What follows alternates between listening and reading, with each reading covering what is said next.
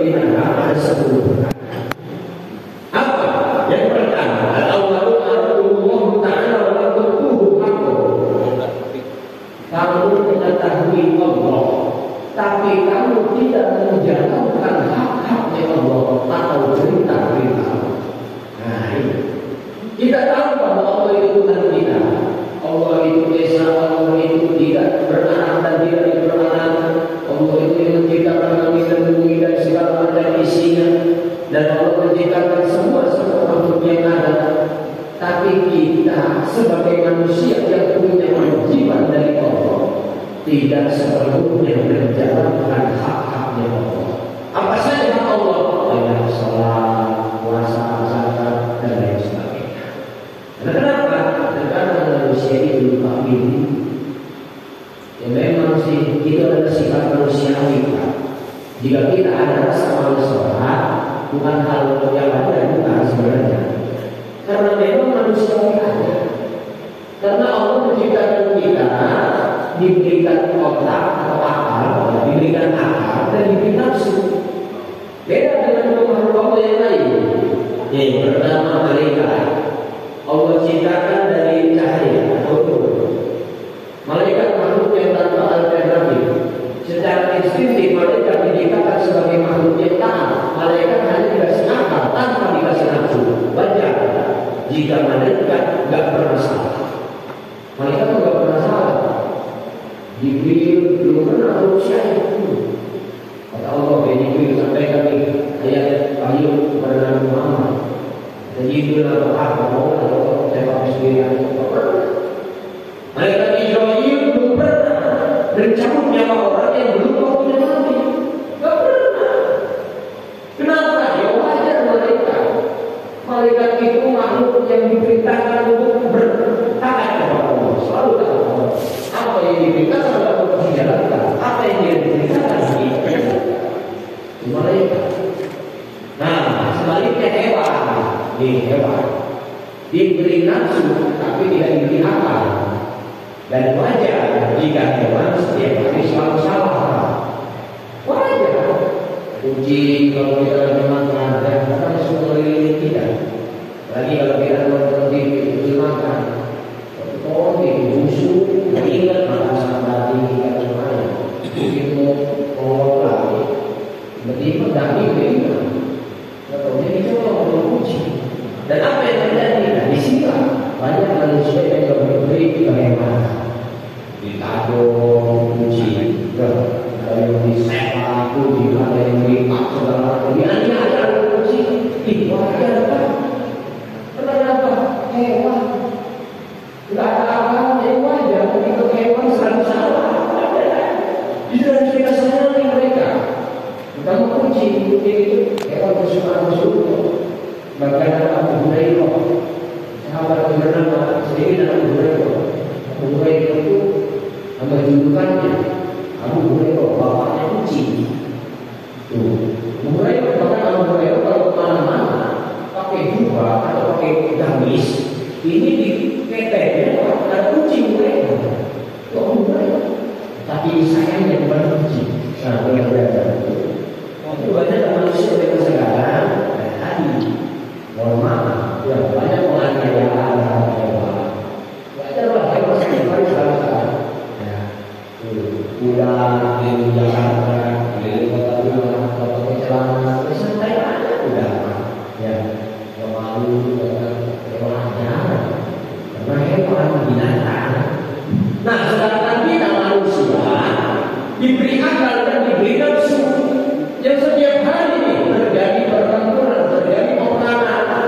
Kadang akal yang menang, kadang nafsu yang menang. Di saat akal kita menang, kita lebih mulia daripada mereka. Di saat nafsu kita yang menang, kita lebih rendah daripada hewan. Maka itu kita gunakan akal kita untuk apa? Pakai untuk bergaul ilmi atau mengaji. Baik itu mencari ilmu atau ilmu agama, silakan saja. Untuk apa? Agar kita bisa menjalankan hak-hak Allah. Karena orang yang belum tahu ilmu, belum tahu ilmu agama khususnya, maka belum sempurna menjalankan hak Allah.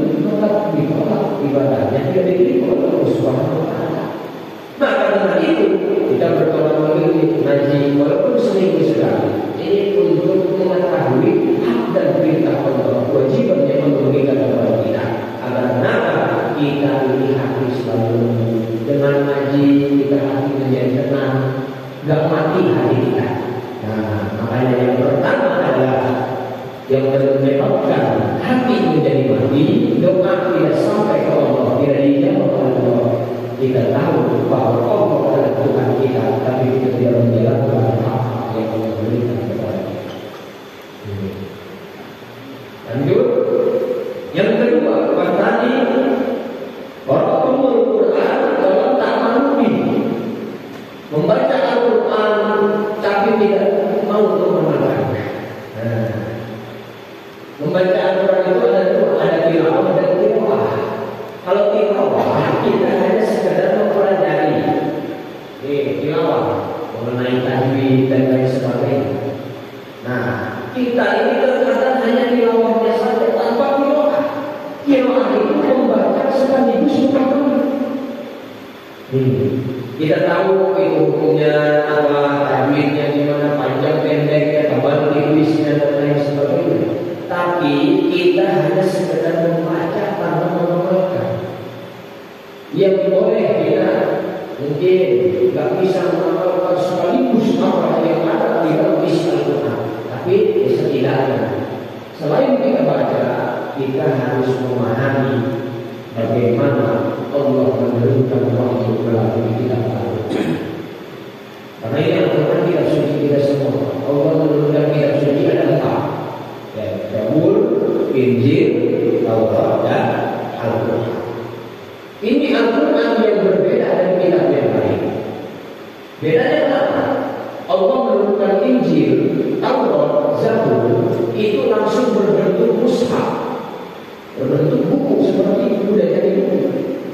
Langsung diserahkan kepada nabi-nabi yang Allah percayakan. Injil Nabi Isa, Taurat Nabi Musa, Zabur Nabi Daud.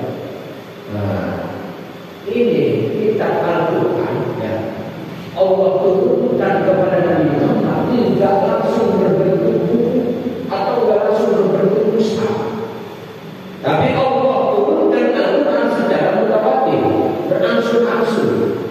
Ada yang ditemukan di tempat rumah, di batang pohon, di kulit hewan, di batu-batuan dan lain sebagainya.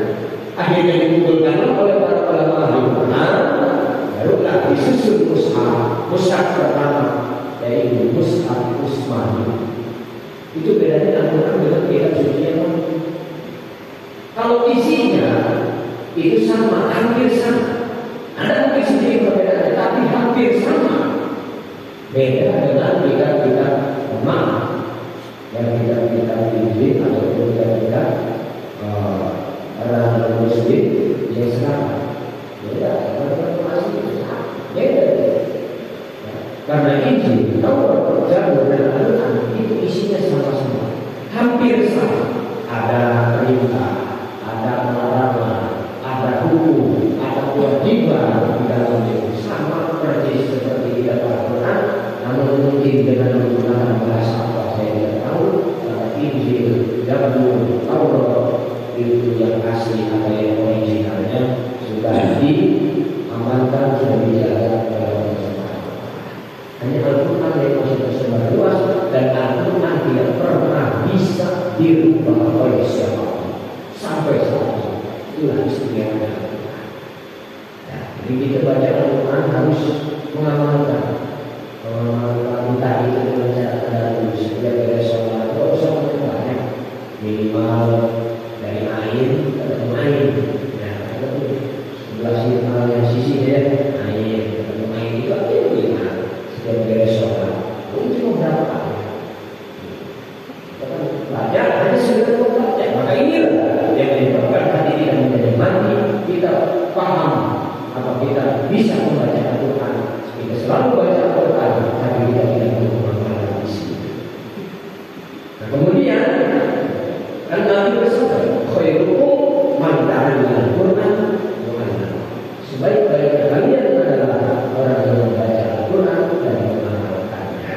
Jadi tidak baca Al-Quran dan hanya seperti baca, tapi harus diamalkan di dalam agar hati kita tidak menjadi mati dan doa yang kita panjatkan bisa terpenuhi oleh Allah Subhanahu wa Ta'ala. Itu yang kedua. Nah, yang ketiga, wasalisu ada ilmu, ada wata syaitan, wa ilmu wa wafaqtum. Kalian mengetahui atau mengakui bahwa setan itu adalah musuh kalian.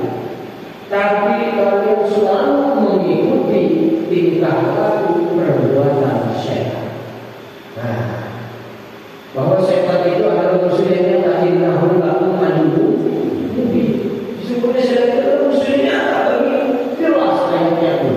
Nabi Adam bapak yang kita diusir dari surga ke dunia gara-gara siapa? Setan. Kita pun kalau ditanya, setan musuh apa teman kamu? Pasti dia punya musuh. Dan gak mau orang tidak terlalu setan. Gak mau saya yakin. Segini banyaknya bapak, kita ditanya setan musuh apa teman-teman. Mungkin ada yang jawab teman. Pasti dia punya musuh. Dan memang itu kita akui.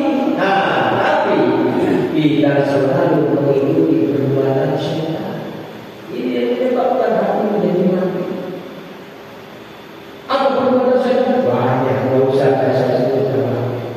Banyak sekali sifat-sifat tercela, sifat-sifat terlindung yang sudah kita lakukan.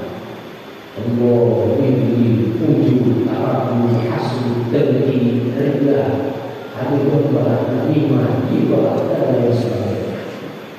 Termasuk kita selalu menjalankan maksiat.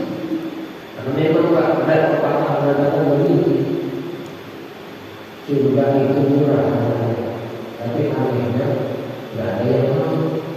Neraka ini mahal harganya, tapi anehnya banyak yang suka. Nah, dengan apa kita bisa masuk neraka? Tadi tentunya gara-gara setan. Dan nanti ketika kita masuk neraka, setan masuk neraka. Komplain di kita, setan.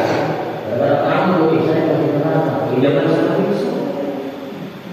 Saya memang sudah dikasih mandat dari Allah bahwa saya akan menggoda manusia sampai dunia kiamat, sampai akhir zaman.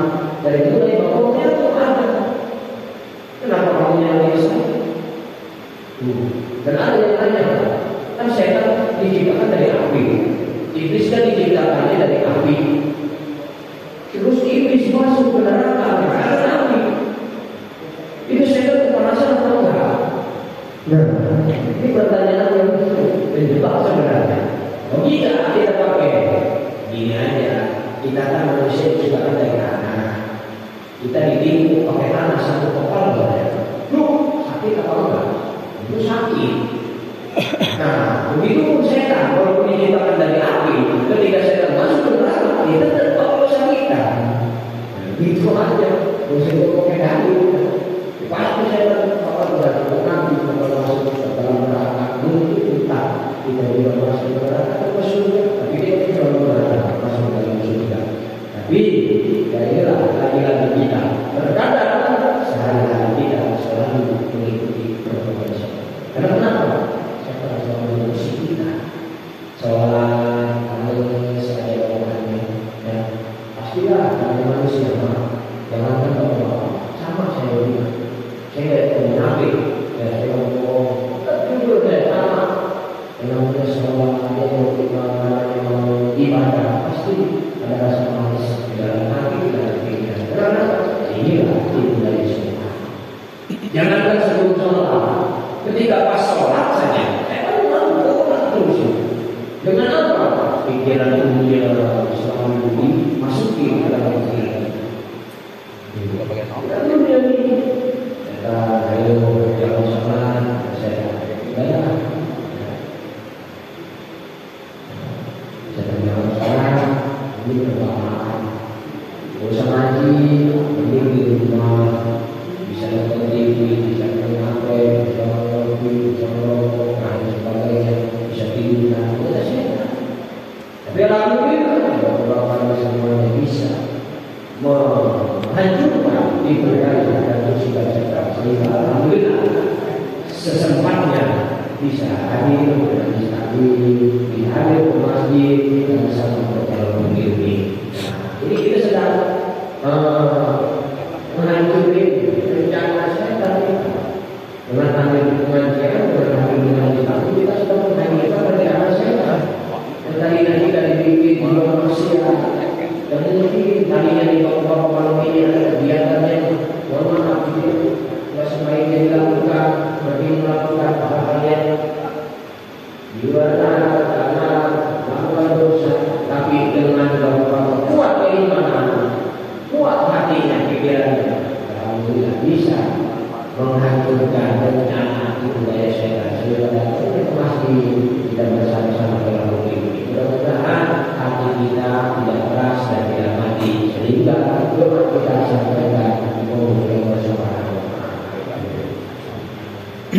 itu yang ketiga. Dan 10 semuanya. Baru 3. Singkat. Yang keempat, waqabilu ta'uluna innakum min ummati Muhammad sallallahu alaihi wasallam walam ta'lamu bi sunnati. Kalian mengatakan bahwa sesungguhnya kalian itu umat Nabi Muhammad. Tetapi walam ta'lamu bi sunnati. Kalian tidak menjalankan sunnah-sunnah Nabi. Nah, kita mengaku umat Nabi, bahkan mungkin orang setia tahun kita memperingati peringatan Maulid atau memperingati mengaku paling cinta sama Nabi, tapi walam ta'malu bihi disunnah, tidak mengerjakan, tidak menjalankan sunnah-sunnah Nabi. Bahkan ada orang yang tidak mau memakai sunnah Nabi. Ngapain sih memakai sunnah Nabi itu mengambil sunnah? Orang yang menganggap rendah sunnah Nabi, nanti dia memiliki kiamat wajahnya tidak akan dilihat benar. Layak oleh salah sunnah. Ada nanti dia memiliki kiamat orang yang tidak akan dilihat benar. Di antaranya yaitu orang yang menganggap rendah sunnah Nabi. Nah, seperti apa sih sunnah Nabi? Banyak sunnah bersyukur atau bersifat, terus puasa hari Senin dan hari Kamis, sholat sunnah rawatib, qobliyah dan ba'diyah dan lain sebagainya. Puasa sunnah, puasa raya, puasa syawal. Ada orang yang mengatakan, ngapain sih puasa? Itu cuma sunnah ini, kalau ada dosa, kalau kita melakukan ini. Ini menganggap rendah sunnah Nabi. Jangan sampai kita punya perasaan seperti itu. Walaupun kita memang nggak bisa menjalankan, jawab aja, saya lagi nggak bisa. Itu itu. Jangan kita bisa puasa aja, apa? Dari sunnah ini, nggak apa-apa. Kalau terjadi juga, kita menganggap rendah sunnah. Jangan sampai. Kalau memang kita nggak bisa menjalankannya, itu cukup mengatakan saya lagi nggak bisa menjalankan dulu. Mungkin besok sudah jalan. Gitu. Nah, jangan menganggap itu sunnah ini nggak apa-apa. Ya, karena sunnah itu justru yang bisa menambahkan pahala wajib. Dengan pahala sunnah, jadi ibadah kita jadi sempurna. Sholat, kita sholat wajib, kita sekerjakan dulu yang sunnah, qobliyah dan sesudahnya sholatnya, sehingga jadi sempurna pahala kita. Puasa dan ibadah wajib ditambah dengan ibadah sunnah. Maka dari itu, kalau pengen hati kita nggak mati, jangan menganggap rendah sunnah Nabi. Maka kita sedikit demi sedikit saja, kalau bisa tidak usah kerjakanlah sunnah Nabi agar hati kita menjadi angkal, tidak menjadi mati. Ya. Karena supaya kita juga umat yang cinta kepada Nabi dan mengerjakan apapun yang terjadi, perbuatan, perkataan oleh Nabi. Karena sunnah atau hadis itu ya ada perbuatan Nabi dan perkataan Nabi. Apa yang Nabi kerjakan, nah itu sunnah kita lakukan. Banyak orang sunnah. Ya, didik sedikit aja, yang gampang, yang mudah, yang ringan. Karena itu pun pahalanya luar biasa kalau kita kerjakan. Jadi ini yang keempat. Kemudian yang kelima, kalau misalnya itu dan jangan walau amalullah. Kamu mengakui pengen masuk surga, tapi kamu tidak mengerjakan amalan-amalan ahli sunnah. Pekerjaan ahli sunnah itu orang soleh, orang alim yang rajin ibadah, gak pernah ketinggalan, gak pernah lalai ibadahnya. Itu orang ahli sunnah. Ketika kita ditanya, mau surga apa enggak? Mau. Pasti jawabnya mau. Tapi kenapa kita jangan mengerjakan amalan ahli sunnah? Ahli sunnah itu apa? Hanya yang paling kita harus laksanakan, yang simpel adalah orang-orang yang bertakwa. Itu ahli sunnah. Inna Allah mengaitkan sesungguhnya orang yang paling mulia di sisi Allah adalah orang yang paling bertakwa, mengajarkan cerita Allah, menjauhkan larangan Allah, atau menentang makhluk dari kita. Itu orang di sini.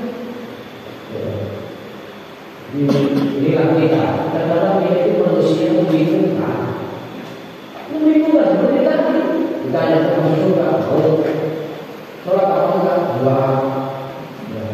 Dengan sadar kalau enggak, enteng banget kalau enggak. Kita yang masuk surga mau. Sholat enggak? Dan masuk ke dalam mana? Gitu ya.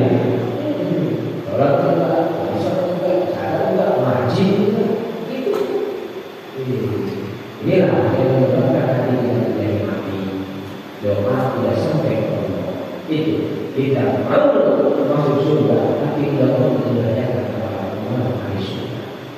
Kemudian yang kelima, pasal di sini ayat mengajar inadari warmaitu biha anus. Kamu mengetahui, kamu mengakui, kamu itu pengen selamat dari neraka, atau bahasa kamu enggak mau masuk neraka. Tapi kenapa? Warmaitu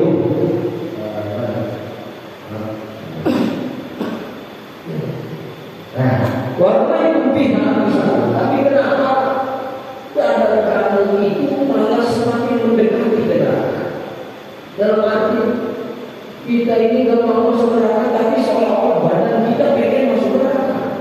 Itu menyebabkan hati jadi mati.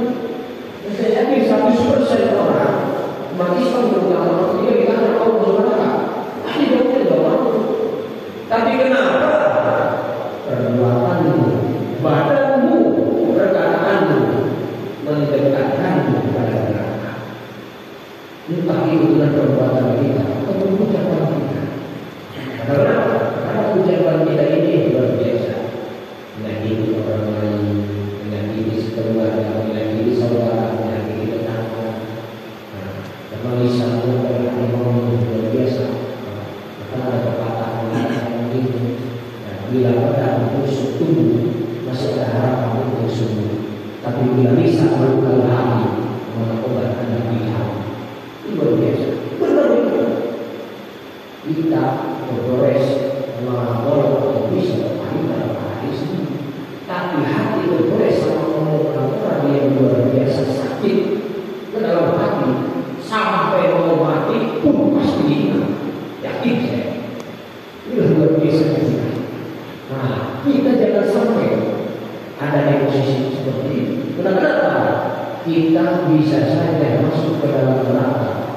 Walaupun perbuatan kita ini baik, tapi lisan terkadang tanpa sepengetahuan kita, entah sebulan yang lalu, entah setahun yang lalu, entah beberapa tahun yang lalu, kita pernah menyakiti saudara kita, tidak pernah menyakiti tetangga kita, tidak pernah menyakiti teman kita, anak kita, istri kita, ataupun siapapun orang lain yang pernah kita sakiti.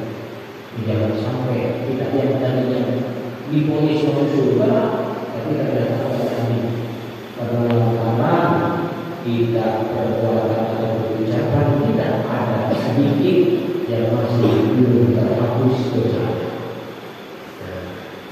Karena itu kita jangan sampai memposisikan diri kita dekat kepada neraka sesuai dengan jawaban yang pasti kita jawab ketika kita hanya masuk neraka atau tidak, pasti kita jawab tidak. Itu harus bersama-sama.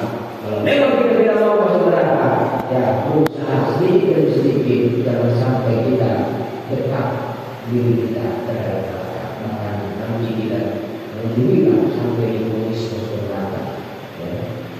Itu yang menyebabkan kita menjadi mati berarti sampai jatuh. Dan yang nomor kedua, wasadiqun kuntum innal mauta haqqun walam tastahiluna. Sesungguhnya kalian itu selalu mengatakan bahwa mati itu pasti datang, tapi walam tastahiluna, kalian kenapa tidak mau menyiapkan kematian itu atau menyiapkan bekal sebelum mati?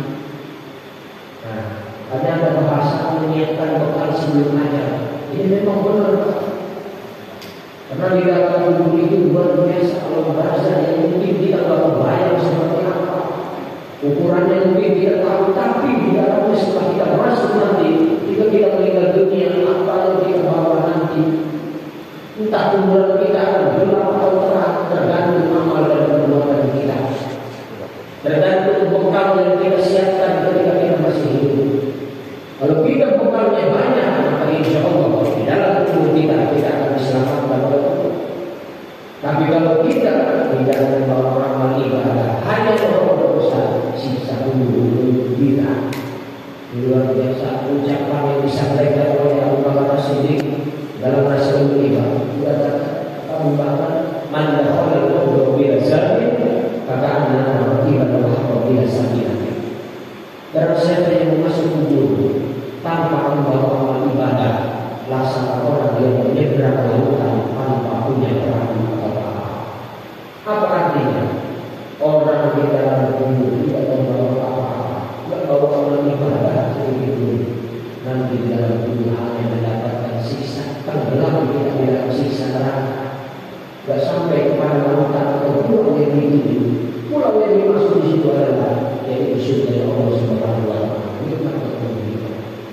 Benar kata pasangan orang yang mau menyeberang ke pulau tanpa punya perahu, tak punya kendaraan, tak bakal sampai ke pulau yang tidak beli, yaitu bagaimana kalau jalan dengan Subhanahu wa Ta'ala. Maka dari itu kita persiapkan sebelum kita meninggal dunia, karena pun tidak ada yang tahu kapan kita akan mati. Ya mungkin mohon maaf, kita malam hari ini masih bisa berkumpul, kita malam hari ini masih bisa berkumpul, kita masih bisa mengaji. Kita besok atau lusa masih ada kepada kita tidak tahu. Dan mati itu tidak pandang umur, tidak pandang usia, muda atau tua, mati pasti akan datang. Maka salah jika orang, terutama generasi muda atau orang yang masih usia muda mengatakan, saya masih muda, masih lama mati, masih lama meninggal dunia ini. Tidak tahu besok berarti meninggal dunia. Kenapa? Kematian itu konsepnya seperti pohon kelapa. Pohon kelapa, bukan ya? Itu buah kelapa yang mudah lama sering jatuh. Kenapa? Sering diambil, boleh dikonsumsi. Dijadikan es kelapa, atau dijadikan segala macam. Tapi yang tua, kalau sampai sudah masa sudah sudah kering buah kelapa masih ada di pohonnya. Nah inilah kematian terkadang manusia terlena dengan umur dan usia. Anak-anak muda yang tidak tahu diri luar biasa bergoyang-goyang akhirnya mati secara mendadak. Tapi masih banyak orang-orang tua, maaf aki-aki, lansia yang mungkin usianya ada yang 80, 90, bahkan ada yang masih hidup sampai sekarang. Inilah kematian. Tidak pandang siapapun, tidak pandang pangkat dan jabatan, harta dan kedudukan, tidak yakin Pak kita bakal masuk ke dalam dunia diselamatkan oleh harta kita. Karena apa? Melihat daripada riwayat yang ada di dalam kitab ini juga masih lupa lagi bagaimana. Ketika Siti Fatimah Zahra putri Nabi meninggal dunia, beliau ini antarkan jenazahnya ke kuburan oleh 4 orang. Pertama Sayyidina Ali sebagai suaminya, yang kedua Hasan sebagai putranya, yang ketiga Husain sebagai putranya, dan yang keempat sahabatnya yang bernama Abu Jahal al-Ghifari. Ketika ini jenazah Fatimah Zahra mau dimasukkan ke liang kubur, Abu Jahal al-Ghifari ngajak kuburan. Di kuburan dia ada ngomong. Kata Abu Jahal, kuburan, bahasa ini, kuburan. Kamu tahu siapa yang bakal masuk ke kubur kamu? Beliau ini putri Rasul, istrinya Sayyidina Ali bin Abi Thalib, ibunya Hasan dan Husain. Beliau ini luar biasa, keturunan yang mulia, keturunan orang yang paling mulia. Maka saya pesan jangan sakiti dia di dalam perut nanti. Kata Abu Jahal. Setelah diomong seperti itu, ini kuburan bisa dijawab kan? Benar-benar ini bisa. Kuburan bisa dijawab, bisa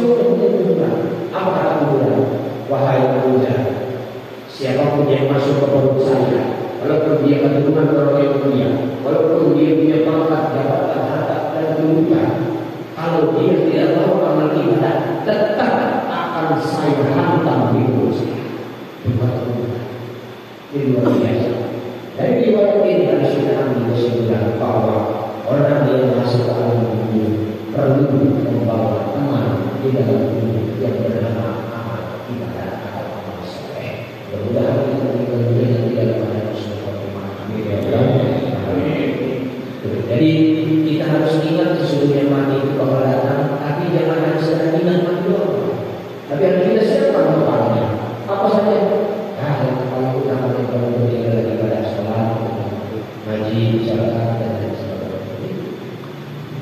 Terus juga wasabi yang kedelapan, istaqul bi ilmanikum walam tanzuru bi anfusikum. Yang menyebabkan kami menjadi manusia kedelapan. Kamu sibuk membicarakan aib orang lain, aib saudara, sementara aib dirimu sendiri tidak pernah dipikirkan. Kita terkadang orang apa? Ketika lagi kumpul bertiga atau berlima, pasti kadang ada aja ucapan obrolan kita yang membicarakan orang lain. Pasti kalau tiba orang masih ini pas orang lain. Sibuk semua membicarakan aib orang lain, sebenarnya aib sendiri tidak dipikirkan. Jangan sampai aib kita dibunuh. Kita untuk masih punya Allah yang luar biasa sayang kepada kita. Tidak terkadang membuka aib orang lain untuk hanya Allah masih menuntut aib kita. Entah nanti di hari kiamat aib kita bakal dibuka. Yang tanpa sepengetahuan orang lain, bahkan orang terdekat aja tidak tahu aib kita. Yang nanti di hari pembalasan Allah akan membuka seluruh aib kita. Maka dari situ janganlah kita selalu membicarakan orang lain, apalagi maaf. Bisa sampai menimbulkan fitnah, dibenci luar biasa. Nah, sampai aibmu bisa menyebabkan kamu menjadi timbul yang namanya kesukaan. Karena kita bicara aib yang apa itu sendiri kita berpikirkan, kita mau memperbaiki atau mengevaluasi introspeksi ini. Karena itu penting untuk kita selalu muhasabah atau tazkiyah nafs, ya kita berusaha memperbaiki diri sendiri, membersihkan diri sendiri, ya jangan sampai orang lain tahu dengan aib-aib kita. Kita selalu membicarakan aib mereka, jangan sampai mereka pun membalas dengan menggunakan kita. Ini yang jadi itu yang kedelapan yang menyebabkan kami menjadi mati, ya kita selalu ghibah, membicarakan orang lain tanpa memikirkan dirinya sendiri. Yang lebih penting adalah kita membersih diri, jangan sampai hati kita menjadi mati. Kemudian yang ke-9, watasin atau nikmat rabbikum falam tashkurun. Kamu selalu memakan nikmat yang Allah berikan, tapi falam tashkurun. Kenapa kamu tidak bersyukur kepada nikmat yang Allah berikan? Kadang kita ini maunya apa sih manusia? Contoh kecilnya, dikasih musim ini, musim hujan. Hujan harus bebas. Pasti ada yang belum bebas. Ada yang belum bebas. Yang hujan lagi, ya Allah. Besok banyak panas sampai hujan. Ya udah, dikasih panas atau dikasih kemarau. Kemarau panjang. Ada yang belum. Allah hujan lagi, ya Allah. Kasihan yang punya sahabat. Ya kan? Kasihan. Ada syukuri aja. Adapun kita makan apa yang ada itu syukuri aja. Kalau kita mau dikasih makan seadanya, dari sana kayu kalau kamu ya lagi dari ya itu punya apa sih? Makan juga itu pun rezeki loh, nikmat loh. Untung kita masih ketemu. Makan dibandingkan saudara-saudara kita yang mungkin saat ini kesulitan, dan saat ini kesusahan mencari sesuatu nasi pun susah luar biasa. Kita dikasih makan enak, bersyukur. Maunya apa sih kita? Maka dari itu juga yang menyebabkan hati menjadi mati.